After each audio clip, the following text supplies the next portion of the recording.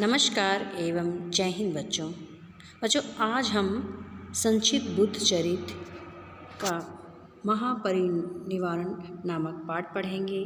महापरिनिर्वाण का अर्थ होता है मोक्ष। तो आइए देखते हैं।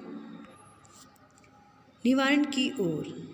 लिच्छवी सामंतों ने जब सुना कि भगवान बुद्ध आम्रपाली के उद्यान में विराजमान हैं, तो वे सब उनके दर्शन के लिए चल पड़े।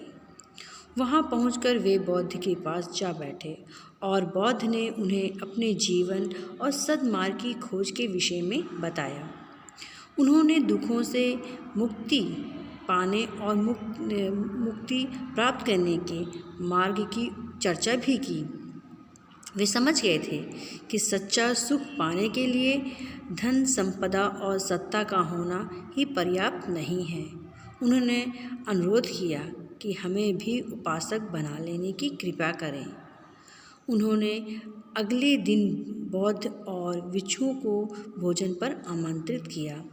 बौद्ध ने निमंत्रण स्वीकार कर दिया, क्योंकि सामंतों से पहले आम्रपाली उन्हें निमंत्रण दे चुकी थी। अगले दिन आम्रपाली ने सभी संबंधियों और भिक्षुओं को आम्रवन में आमंत्रित कर रखा था। बौद्ध और भिक्षुओं को स्वादिष्ट शाकाहारी भोजन कराया गया और उपहार भी दिए गए। जब महामुनि वैशाली में मार्कंड सरोवर के तट पर वृक्ष के नीचे बैठे थे, तभी उनके पास मार उपस्थित हुआ और सिर झुकाकर कहने लगा, हे मुनि, निरंजन नदी के तट पर जब आपने बौद्धत्व प्राप्त किया था, तब मैंने आपसे कहा था कि आप कृतकृत्य हो गए हैं, आप निवारण प्राप्त कीजिए। उस समय आपने कहा था, जब तक मैं पीड़ित और पापियों का उद्धार नहीं कर लेता, तब तक मैं निवारण प्राप्त नहीं करूँगा। आप बहुतों को मुक्त कर चुके हैं, कितनों को अपनी मुक्ति के मार्ग से परिचित करा दिया है। वे सभी निवारण प्राप्त कर चुके हैं, अतः आप भी निवारण प्राप्त कीजिए। बौद्ध ने मार से कहा, मैं अपनी प्रतिज्ञा पूरी कर चुका हूँ। आज से तीसरे मास में निवारण प्राप्त करूँगा। मार के चले जाने के बाद बौद्ध ने योग साधना द्वारा समाधि प्राप्त की। समाधि प्राप्त करते ही धरती पर हलचल शुरू हो गई। चारों ओर बिजली चमकने लगी। बौद्ध का शरीर अब उस रक्त के समान हो गया था जिसका धूल टूट चुका हो। आनंद के पूछने पर उन्होंने बताया कि भूलोक में मेरे निवास का समय पूरा हो चुका है। अब केवल 3 मास तक मैं इस पृथ्वी में रहूँगा, फिर चिरातन निवारण प्राप्त करूँगा।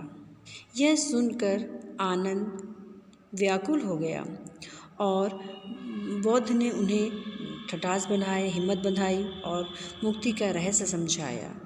उनके निवारण अर्थात मोक्ष का समाचार सुनकर लिच्छवी भी शोक व्याकुल हुए और बुद्ध के पास गए। बौद्ध ने उनसे कहा, यदि आपने मेरे उपदेशों को ध्यान से सुना है और ज्ञान प्राप्त किया है, तो आप लोगों को शोक नहीं करना चाहिए। इतना कहकर भगवान बुद्ध ने उत्तर दिशा की ओर प्रस्थान किया और अपने पीछे विलाप करते हुए भिक्षुओं को बौद्ध ने पुनः समझा बुझाकर अपने अपने घर जाने की आज्ञा दी। जैसे ही भगवान बुद्ध वैशाली नगर को छोड़कर आगे बढ़े, वहाँ के नगरवासियों को लगा जैसे वो प्रभु शून्य से हो गए हैं।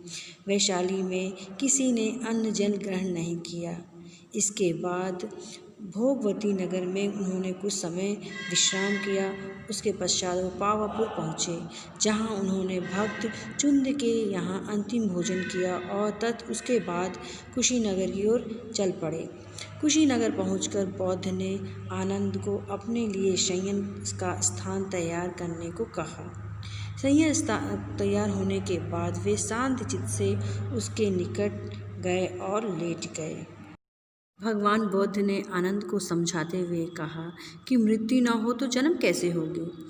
आनंद, तुमने तन मन से मेरी अनेक वर्षों तक सेवा की है। मुझे सहायता प्रदान करने में तुमने अपनी समस्त शक्तियाँ लगा दी हैं। इसके लिए मैं तुम्हारा अत्यंत आभारी हूँ। आनंद ने अपने आंसू पोंछते हुए कहा, हे प्रभु, कृपया करके यह शरीर मत त्यागिए। यह तो कुशीनारा मिट्टी की झोपड़ियों का छोटा सा कस्बा है। आपके शरीर त्यागने के लिए राजगृह, श्रौती, वाराणसी ही उपयुक्त स्थान है। कृपया कर शरीर त्यागने के लिए कोई अन्य स्थान चुन लीजिए जिससे अधिक से अधिक लोग आपके अंतिम दर्शन कर सकें। बौद्ध ने कहा कि कुशीनगर के मल्ल लोगों को सूचित कर दो कि आज मैं अंतिम पहर में साल वृक्ष के बाग में निवारण प्राप्त करूंगा। जैसे ही मल्ल लोगों ने सुना, वे सब शीघ्र बौद्ध के पास पहुंच गए। उनमें एक सन्यासी सुभद्र भी थे। सुभद्र ने कहा कि मैं आप नमन किया और कहा, प्रभु, मैं कई बार आपके दर्शन करना चाहा पर सौभाग्य प्राप्त नहीं हुआ। बौद्ध ने सुभद्र को अष्टांगिक मार्ग की देशना भी दी और अंत में कहा, सुभद्र, जहाँ भी इस अष्टांगिक मार्ग की सत्यनिष्ठा से साधना की जाएगी, लोगों को संबोधि प्राप्त हो सकेगी। बौद्ध का उपदेश सुनकर सुभद्र को लगा जैसे उसके मन के द्वार खुल गए हों। सुभद्र को बौद्ध ने अपना अंतिम शिष्य स्वीकार किया।